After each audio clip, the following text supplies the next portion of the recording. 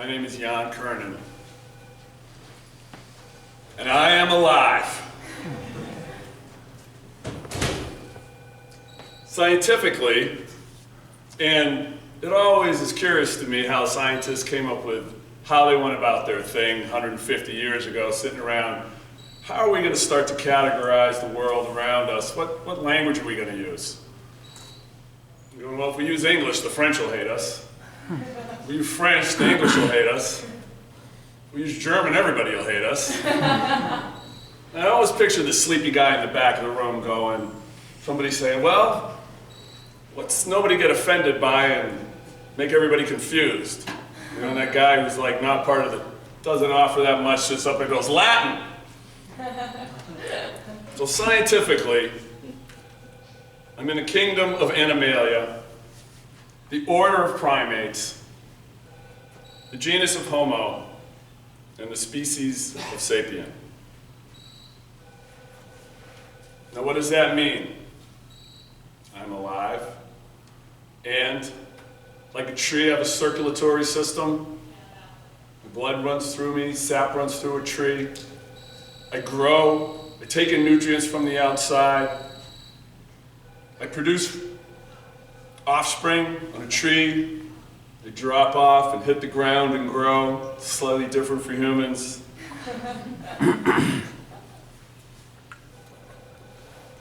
I'm mobile. I have mobility. I can walk around and gather my food and gather the resources that I need to survive. And I have 5 senses: sight, sound, hearing, touch, and taste that I use to engage the environment around me and figure out what's going on and react to it. I'm driven by instinct, and I'm a pack animal. Now that instinct and that pack animal seems to create 2 sort of distinct places that I as a human being can go. On the one hand, I can fight for my order in the pack. I can be determined, I can be vicious, I can kill if necessary. And on the other hand, as a pack animal, I can collaborate, cooperate with the other members of the pack to create something. Now,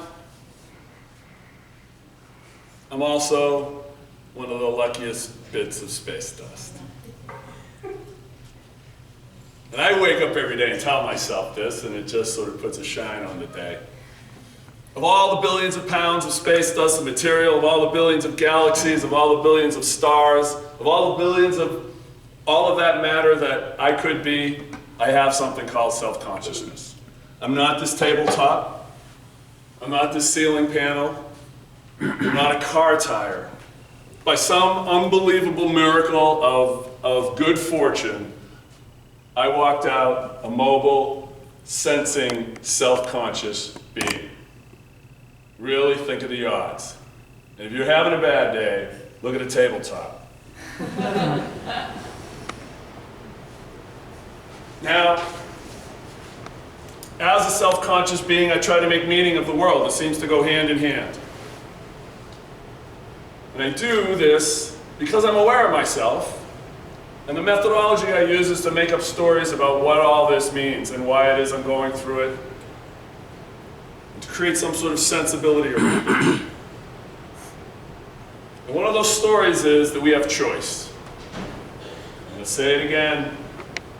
We won't get too deep into it, but I truly believe what we call choice, we're really talking about control.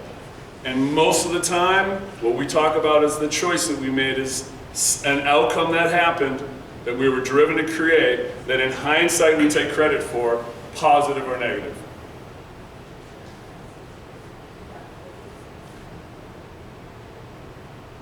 Now, as a self-conscious entity, we seem to take those 2 diverse possibilities that are driven by instinct and being pack animals and bring them up to the nth degree.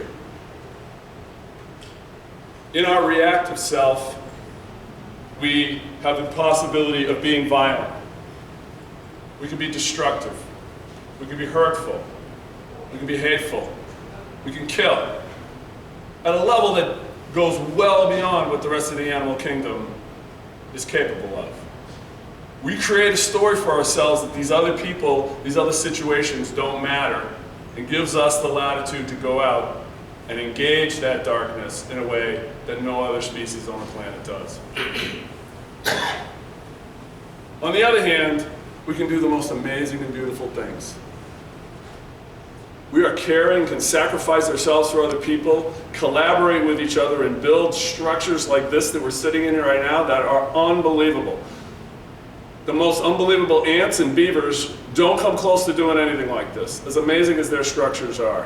What we have created for ourselves is mind-boggling. And that is the fundamental difference. We can't cooperate. We can't construct together. We can't have empathy. We do all of those things.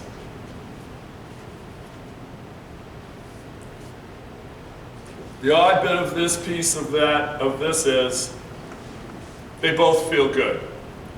In our most intense negative moments, it feels good. The outcome may not be good in hindsight, but it has value somewhere back in our past. And of course, finding a place to be empathetic and loving feels good also. So let's go back to that moment of choice. In my exploration, we have one choice. We can continue to engage our reactive nature and believe that that's who we are. Or we can endeavor on a day-by-day, moment-to-moment basis to come from a position of love and begin to see who we can be. And it doesn't.